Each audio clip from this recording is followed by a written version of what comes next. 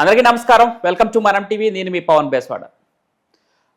గత సంవత్సరం జనవరి 22, 2024లో అయోధ్య బాలరాముడి ప్రతిష్ట అది జరిగిన రోజునే కరెక్ట్గా దేశవ్యాప్తంగా ప్రధానమంత్రి ఒక పథకాన్ని ప్రారంభించారు. ప్రధానమంత్రి సూర్యోదయ యోజన. అదే ఆ తర్వాత మార్పు చెంది 2024 ఫిబ్రవరి 13న అమల్లోకి రావడం జరిగింది ప్రధానమంత్రి సూర్యఘర్ యోజన. ఈ నేపథ్యంలో ఈ పథకం గురించి పెద్ద చర్చ జరుగుతుంది.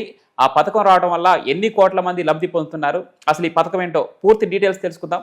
మాతో పాటు ఉన్నారు రాజకీయ విశ్లేషకులు అంకరావు గారు. సార్ నమస్తే. నమస్తే అమ్మ. సార్, ప్రధానమంత్రి సూర్యఘర్ యోజన ఇప్పుడు దేశవ్యాప్తంగా ఇది ఒక చర్చ నడుస్తుంది. సౌరశక్తి నుంచి విద్యుత్ శక్తిని క్రియేట్ చేసి దేశ ప్రజలు, మధ్యతరగతి ప్రజలకి, పేదవాళ్ళకి విద్యుత్తును అందించడమే లక్ష్యంగా ప్రధానమంత్రి సూర్యఘర్ యోజన సాగుతుంది. అసలు ఈ పథకానికి సంబంధించి పూర్తి డీటెయిల్స్ ఏంటి సార్? మీరు అన్నట్టు 2024 ఫిబ్రవరిలో దీన్ని ప్రారంభించడం కూడా జరిగింది. దీనికి 75,000 కోట్ల రూపాయల నిధులు కూడా కేటాయించడం కూడా జరిగింది. అంటే మార్చి లోపు దాన్ని వినియోగించుకోవాలి.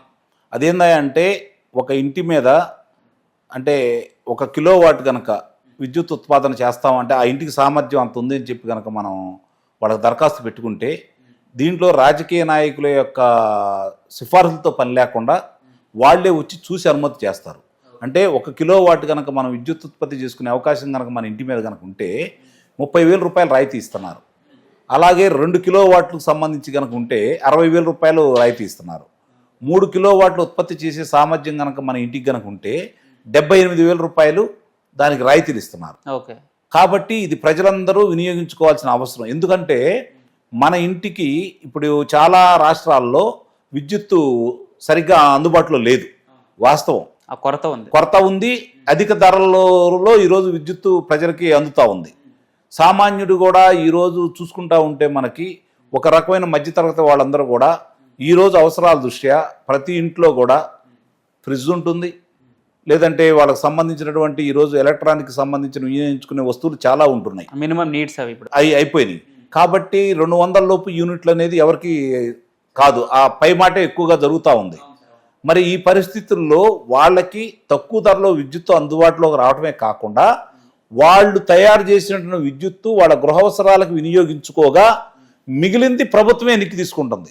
ఓకే, గమనించుకోవాలి. ఇక్కడ ఆ తీసుకున్న సందర్భంగా ఏమవుతుంది, ఈరోజు వాళ్ళు ఒక 30,000 రూపాయలు అక్కడ ఖర్చు పెట్టుకుంటే, లేదంటే ఒక 80,000 రూపాయలు ఖర్చు పెట్టుకుంటే వాళ్ళు దాన్ని తయారు చేసుకుంటాం. దానికి కూడా ఏంటి, వాళ్ళ దగ్గర కనుక ఆర్థిక స్తోమత లేకపోతే ప్రభుత్వం బ్యాంకుల తరపు నుంచి కావచ్చు, లేకపోతే ప్రభుత్వం తరపు నుంచి కావచ్చు, వాళ్ళకి రుణ సదుపాయం కూడా ఉంది. ఆ రుణ సదుపాయం వల్ల 9 అంటే రూపాయి వడ్డీకి, అంటే సంవత్సరానికి రూపాయి వడ్డీకి కింద మామూలుగా ఇవ్వటం కూడా జరుగుతూ ఉంది. 9.5% వడ్డీతోటి ఈరోజు రుణ సదుపాయం కూడా ఉంది. దాన్ని కొన్ని సంవత్సరాలు వాళ్ళకి అవకాశం ఉంటుంది తీర్చుకోవడానికి. కాబట్టి వాళ్ళ ఇంట్లోంచే వాళ్ళు వ్యాపారం చేసుకునే అవకాశం ప్రభుత్వం కలగజేస్తూ ఉంది. ఎందుకంటే వాళ్ళకి అవసరాలు తీరతాయి, ముందు వాళ్ళకి విద్యుత్ కొరత అనేది ఉండదు. తద్వారా వాళ్ళు తీసుకున్న రుణానికి రేపు పొద్దున విద్యుత్ ప్రభుత్వం కొనుక్కుందనుకోండి, మళ్ళీ నెల వచ్చే డబ్బులు దానికి మళ్ళించుకోవచ్చు కదా. అంటే వాళ్ళకు కూడా ఈరోజు ఆర్థికంగా నిలబడటానికి వాళ్ళు స్వతంత్రంగా వాళ్ళ విద్యుత్తును వాళ్ళు తయారు చేసుకోవడానికి వాళ్ళకు ఉపయోగం ఉంటుంది. దాని ద్వారా ఏమవుతుందంటే రాష్ట్రాల మీద భారం, కేంద్రాల మీద భారం తగ్గి విద్యుత్ అనేది అందుబాటులోకి వస్తుంది. తగినంత విద్యుత్ డిమాండ్ తగ్గట్టు రేపు రూపాయికి రావచ్చు. రెండోది, మనం తయారు చేసుకుంటున్నాం కాబట్టి దాని విలువేంటో మనకు తెలుసు కాబట్టి అనవసరపు విద్యుత్తుని వాడకం తగ్గిద్ది కూడా. ఇది కూడా గమనించుకోవాలి. అవసరాల వరకే వినియోగించుకుంటారు. తద్వారా విద్యుత్తు ఆదా చేయొచ్చు, ప్రభుత్వానికి అందజేయచ్చు. దాని ద్వారా వీళ్ళు లాభం కూడా పొందొచ్చు. ఇక్కడ ఎస్సీలకు కావచ్చు, ఎస్టీలకు కావచ్చు, వాళ్ళకి 100కు 100% రాయితీ. అలాగే ఏదైతే బలహీన వర్గాల వారు ఉన్నారో వాళ్ళకి అదనంగా ఈ రాష్ట్ర ప్రభుత్వం, తెలుగుదేశం ప్రభుత్వం 20,000 రూపాయలు అదనంగా కూడా చెల్లిస్తూ ఉంది. ఓకే. దీన్ని ఇప్పుడు చంద్రబాబు నాయుడు గారు, మీరు ఇందాక మనం మాట్లాడుకున్నట్టు 2024 ఫిబ్రవరిలో ఈ పథకం ప్రధానమంత్రి గారు ప్రారంభిస్తే ఆయన అమల్లోకి వస్తుందని చెప్పిన తర్వాత ఈ రాష్ట్ర ప్రభుత్వం కనీసం దాన్ని ఎక్కడన్నా కూడా అమలు చేద్దామన్న ఆలోచన ఇప్పుడు ముందుకు రాలా. కారణం ఏంటంటే గత ప్రభుత్వం వైఎస్ఆర్సీపీ ప్రభుత్వం ఉండగా బయట నుంచి విద్యుత్ అదనంగా కొంటున్నందుకు వాళ్ళకి వచ్చిన లాభం ఏంటి? వాళ్ళకు కూడా డబ్బులు వచ్చినాయి, కమిషన్లు కనపడతానే ఉంది కదా, డబ్బులు వచ్చినాయి. మరి వాళ్ళకి వచ్చే డబ్బులు ఎందుకు పోగొట్టుకుంటారు? ఈ పథకాన్ని అమలు చేస్తే కమిషన్ తగ్గిపోతుంది. కట్టాల్సింది ప్రజలు కదా, ప్రజలకి కడితే వాళ్ళకి వచ్చిన నష్టం అయితే ఉండదు కదా, వాళ్ళకి లాభం జరుగుతుంది కదా. అంటే ప్రజలు నాశనం అయిపోతే వాళ్ళకి లాభం జరుగుతుంది, ఇది గమనించుకోవాలి. ప్రజలు నష్టపోతే వాళ్ళకి లాభం జరుగుతుంది, ప్రజలు అధిక ధరల్లో విద్యుత్ వాడుకుంటే వాళ్ళకి లాభం జరుగుతుంది. కాబట్టి వాళ్ళ లాభం గురించి ఆలోచించుకున్నారు తప్ప ప్రజల గురించి ఆలోచించుకోలేదు కదా.